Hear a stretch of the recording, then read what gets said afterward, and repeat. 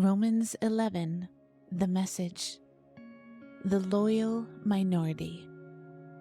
Does this mean then that God is so fed up with Israel that he'll have nothing more to do with them?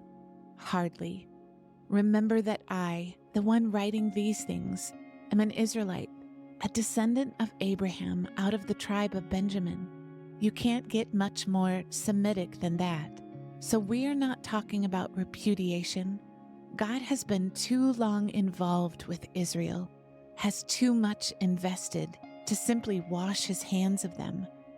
Do you remember that time Elijah was agonizing over this same Israel and cried out in prayer, God, they murdered your prophets. They trashed your altars. I'm the only one left, and now they're after me. And do you remember God's answer? I still have 7,000 who haven't quit, 7,000 who are loyal to the finish. It's the same today. There's a fiercely loyal minority still. Not many, perhaps, but probably more than you think. They're holding on, not because of what they think they're going to get out of it, but because they're convinced of God's grace and purpose in choosing them. If they were only thinking of their own immediate self-interest, they would have left long ago.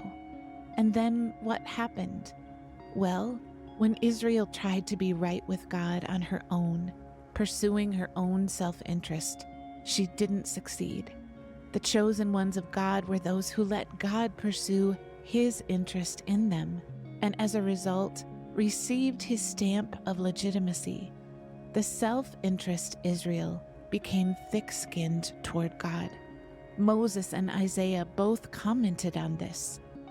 Fed up with their quarrelsome, self-centered ways, God blurred their eyes and dulled their ears, shut them in on themselves in a hall of mirrors, and they're there to this day. David was upset about the same thing. I hope they get sick eating self-serving meals, break a leg walking their self-serving ways. I hope they go blind staring in their mirrors, get ulcers from playing at God. Pruning and grafting branches. The next question is, are they down for the count? Are they out of this for good? And the answer is a clear-cut no. Ironically, when they walked out, they left the door open and the outsiders walked in. But the next thing you know, the Jews were starting to wonder if perhaps they had walked out on a good thing. Now, if their leaving triggered this worldwide coming of non-Jewish outsiders to God's kingdom, just imagine the effect of their coming back. What a homecoming. But I don't want to go on about them. It's you, the outsiders, that I'm concerned with now. Because my personal assignment is focused on the so-called outsiders, I make as much of this as I can when I'm among my Israelite kin, the so-called insiders, hoping they'll realize what they're missing and want to get in on what God is doing. If their falling out initiated this worldwide coming together, their recovery is going to set off something even better, mass homecoming. If the first thing the Jews did, even though it was wrong for them, turned out for your good, just think what's going to happen when they get it right. Behind and underneath all this, there is a holy, God-planted, God-tended root.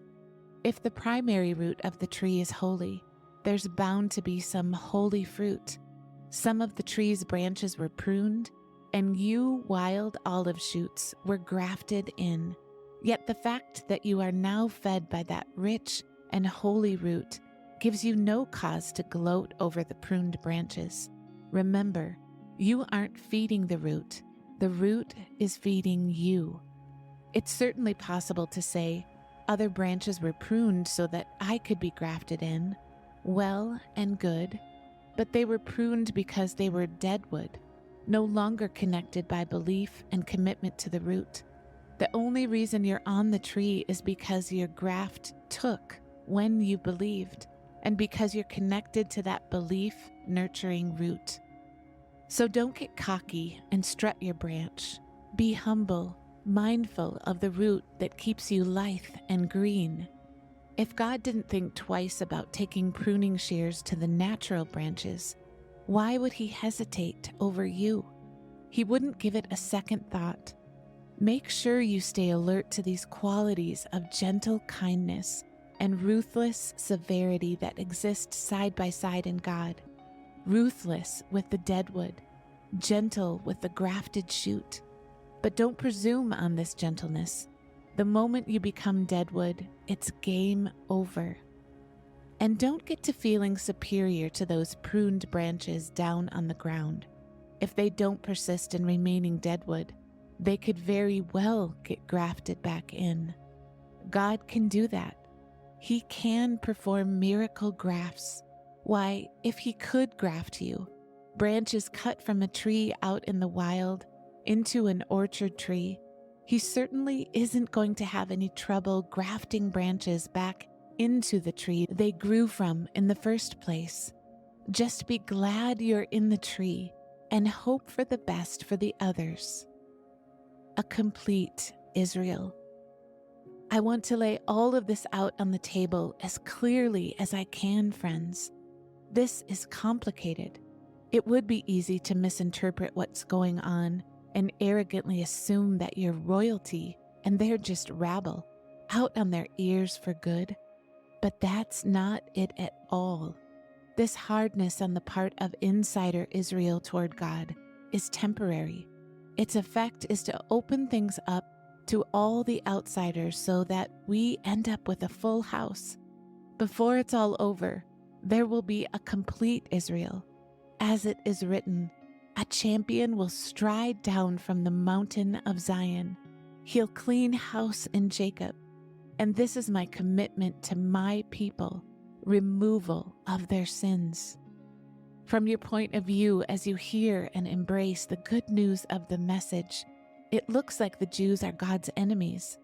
But looked at from the long-range perspective of God's overall purpose, they remain God's oldest friends. God's gifts and God's call are under full warranty, never canceled, never rescinded. There was a time not so long ago when you were on the outs with God, but then the Jews slammed the door on him and things opened up for you. Now they are on the outs, but with the door held wide open for you, they have a way back in.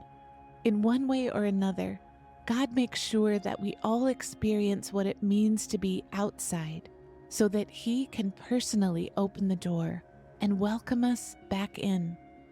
Have you ever come on anything quite like this extravagant generosity of God?